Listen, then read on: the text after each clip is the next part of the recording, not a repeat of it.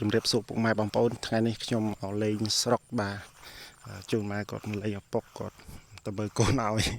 តែក្នុងឱកាសនេះក៏ខ្ញុំឆ្លៀតថតវីដេអូទុកផុសក្នុង YouTube បាទកំដរជាអនុស្សាវរីយ៍ការខ្ញុំនៅតូចៗការខ្ញុំនៅរៀននៅស្រុកនោះបាទនិយាយរួមទៅការនៅក្មេងកុមារភាពបាទមានអីទេយើងអ្នកស្រែចម្ការបាទមានតែខែធ្វើស្រែខែច្រូតខែស្ទូងបាទមានតែប៉ុណ្ណឹងកាលពីមុនហើយការខ្ញុំរៀននៅស្រុកនោះខ្ញុំទៅរៀនព្រោះយើងរៀនបឋមព្រោះខ្ញុំរៀននៅស្រុករៀនត្រឹមដល់អនុវិទ្យាល័យចាប់ពីថ្នាក់ទី1រហូតដល់ថ្នាក់ទី9ទៅខ្ញុំប្រឡងជាប់ទៅរៀននៅឯចូលទី10ខ្ញុំទៅរៀននៅក្រុងបាទចឹងបានខានធ្វើស្រែចាប់ពីខ្ញុំថ្នាក់ទី10ទៅបាទចឹងថ្នាក់ទី10ខ្ញុំខ្ទង់អាយុប្រហែលជា5 10 6 10ហើយបាទអត់ចាំទេបាទចឹងវ័យ5 6 10គឺជាវ័យមួយដែលយើងថាយើងដឹងក្តីអស់ហើយបាទក្មេងខ្វែងចំនួនមុនគឺចេះដាំបាយតាំងពីបាទអាយុ6ឆ្នាំ5ឆ្នាំម៉េះបាទព្រោះនៅស្រែចម្ការបើសិនជាយើងអត់ចេះដាំបាយចេះដាំទឹកទេម៉ែឪទៅស្រែឆ្ងាយបានណាដាំបាយឲ្យប្អូនឬដាំបាយហូបខ្លួនឯងបាទអញ្ចឹងម៉ែឪចេះតែបណ្ដោយក៏កូនក៏ចេះតែទៅបាទក៏ចេះតែធ្វើទៅបាទឆៅខ្លះខ្លោចខ្លះបាទចេះតែហូបទៅធ្វើម៉ែយើងជាអ្នកស្រែចម្ការបាទតែឥឡូវអរគុណដល់អ្នកមានកូនទី2ដែលបានឲ្យកូនរៀនរហូតដល់កូនបានចប់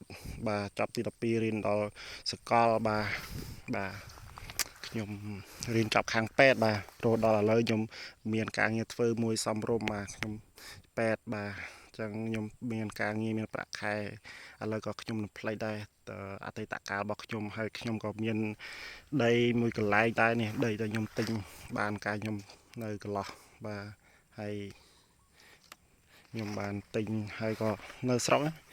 បើដីបងប្អូនគាត់លក់ក៏យើងស្ដាយក៏យើងទិញទៅបាទ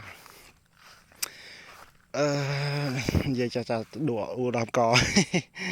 នេះគឺស្រូវនេះគឺដឹងស្រូវស្អីទេបាទវាអានេះវាคล้ายតែនេះបាទតាមពិតពូជគេមិនមែនពូជអានេះទេនេះពូជគេអាខៀវនោះទេបាទគេធ្វើ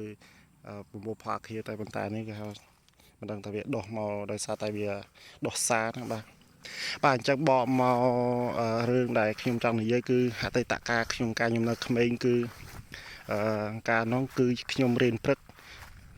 ពេលខ្លះរៀនព្រឹកពេលខ្លះរៀនពេលល្ងាចបាទអញ្ចឹងបើរៀនពេលព្រឹកយើងទៅជួយធ្វើស្រែឬក៏ទៅជួយច្រូតជួយស្ទូងពុកម៉ែពេលល្ងាចឬក៏ពេលរសៀលម៉ោង2អីចាប់ផ្ដើមទៅស្រែឬក៏ម៉ោង1អីណាបាទពេលខ្លះគ្មានប្រកាន់ពេលទេបាទឲ្យតែតនេគឺទៅស្រែប្រុចបាទគ្មានដឹងម៉ោងដឹងពេលទេកាលនោះឲ្យតែបាយមុំអត់ឃ្លានអត់ហេវទៅប្រុចបាទដើម្បីធ្វើស្រែចម្ការអត់ទាន់រដូវកាលបាទបើយើងអត់កាលមុនកាលខ្ញុំនៅរៀនធ្វើស្រែនឹងភ្ជួរនឹងគោបាទរស់នឹងគោតែពេលដល់ខ្ញុំឈប់ធ្វើស្រែគេវិវត្តទៅទីកយន្តតែឥឡូវគេវិវត្តមកដល់ចំនួនអត្រាហើយបាទចឹងស្រែមុំគឺគេភ្ជួរអត្រាអស់ហើយឥឡូវភ្ជួរអត្រារស់នៅអត្រាភ្ជួរនៅអត្រារស់អង្គយន្តពេលខ្លះគេមានសេវាកម្មព្រោះទៀតនោះបាទអញ្ចឹងសម័យកាលពេលវេលាចេះតែកន្លងផុតទៅមួយដំណាក់កាល